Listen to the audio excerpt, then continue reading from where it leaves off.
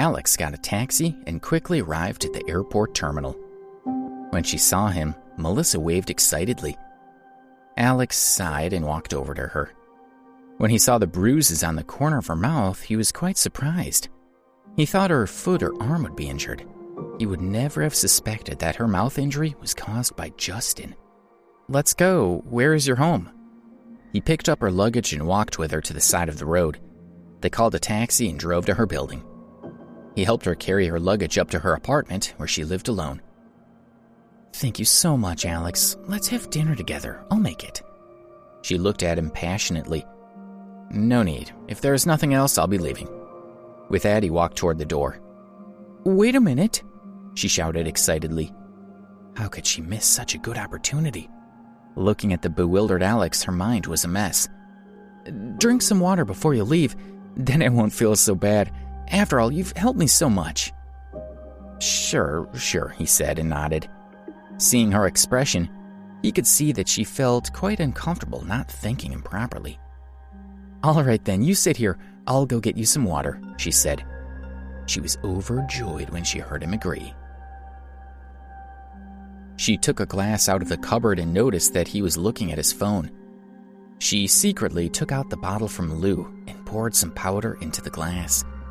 She filled the glass with some water and swirled it around a little until the powder dissolved, then filled up the rest of the glass and brought it over to Alex. "Thank you," he said and gulped down all the water at once. "All right, I'll be going now." When he stood up, he felt a heavy weight on his head and sat back down on the sofa. "Alex, what are you doing?" she asked him with concern.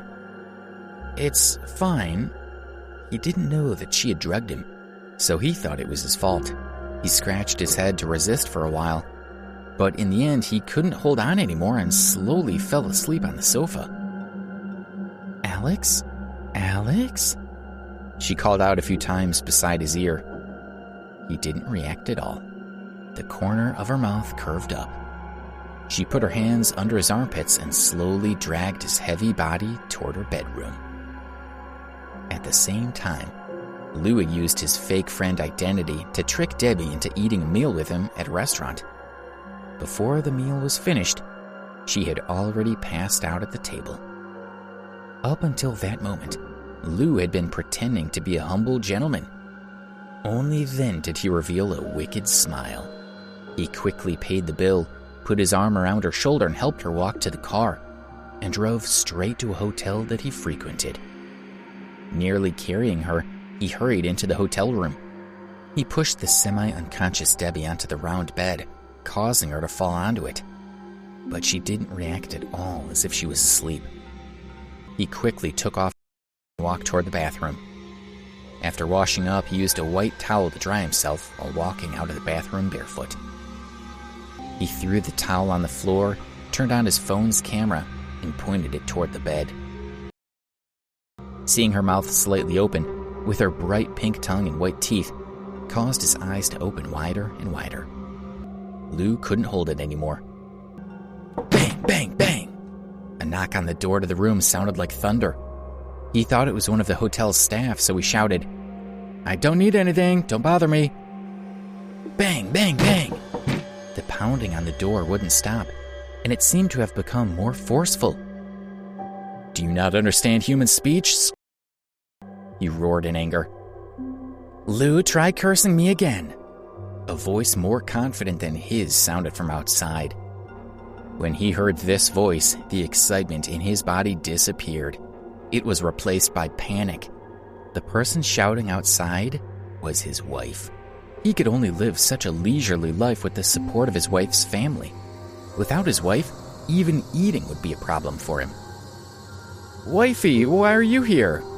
he asked as he quickly got off the bed. If his wife saw that he was having a secret affair, he would be done for. "Wait a moment, I just finished my shower." Listening to his wife pounding on the door, he was scared out of his wits. He carried Debbie in a panic. He tore off the bed sheets and tied the sheets around her armpits. Now he had no choice but to hide her. He had done this before during an affair with someone else when his wife came back. This was the 4th floor. Lou hung Debbie out of the window by tying one end of the bedsheet to the open frame and closed the window. There was a sill outside, and as long as the window was not opened, she wouldn't fall down. He pulled the curtain, quickly pulled the covers over the bed, and rearranged the pillows, put away his phone, and opened the door for his wife.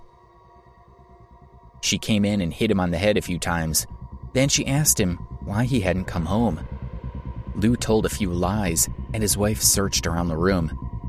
She didn't find anyone else, so she somewhat trusted his words.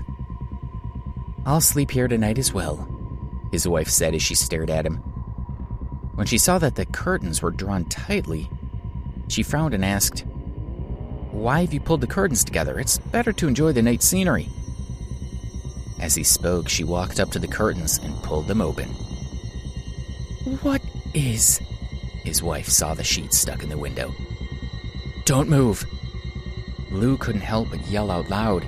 He rushed over to stop her, but she had already opened the window. The two of them simultaneously looked down as a white shadow fell, landing on the ground with a thump. "Lou," his wife pointed at him and cursed. "I'll explain it to you when we get back." Now that Debbie had fallen, he wasn't scheming about cheating. It was more important for him to find out what had happened to her. Did she fall to her death? He thought. "Why are you still standing there? Hurry up and go down!" his wife also shouted. The couple hurriedly ran out of the room and went straight down the stairs. It took them 3 or 4 minutes to reach the ground outside the room's window. But when they got there, they were both stunned. There was no one on the ground. The road was quiet, as if nothing had happened. "Lou? Where is she?" His wife didn't understand what was going on. "How should I know? Maybe she was taken to the hospital by a passing car, or maybe someone else saved her." He was extremely nervous. If Debbie was sent to the hospital, she would definitely find out about him.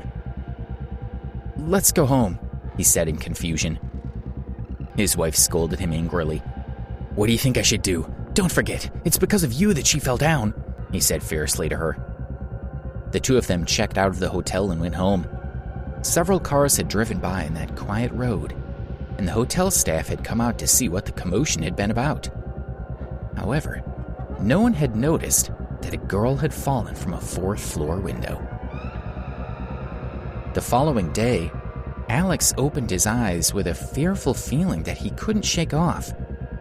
The previous night, he had a nightmare, and he was still in a state of agitation. Then in an instant, he realized that he wasn't in the dormitory. "Where am I?" he thought. He turned his head to the side and found a woman leaning on his chest with his body trembled. He sat up and discovered that his heart jumped. He felt cold. "Alex, you're awake," Melissa whispered, as she also sat up. He turned his head and remembered that he had gone to help her with the luggage the previous night, then drank a glass of water. After the water, his brain felt heavier and heavier until he finally couldn't remember anything anymore. "You did this on purpose. You drugged me," he said angrily. "That's right, I did it on purpose," she admitted. He cursed. How could he explain to Debbie that this woman would use such a despicable method to ensnare him? "You can scold me, but you might not know that I've liked you since the first time I saw you. But every time you came to send Debbie off, you didn't even look at me. I'm jealous. I'm not worse than Debbie. Why did she get you and not me?" She started to make excuses for her actions. "Just pretend this never happened. If you let Debbie know about this, I'll make you regret it. From now on, you'll be you and I'll be me. Don't ever show your face in front of me again," he said to her coldly. As he said that, "Alex, how can you treat me like this? I've handed myself over to you," she said as she sobbed behind him. He turned around and saw her slowly lifting up the blanket. There was a glaring red patch on the white bedsheet. Please subscribe to the Pocket FM YouTube channel and press the bell icon for instant notification. Check out our channel for more such exciting shows.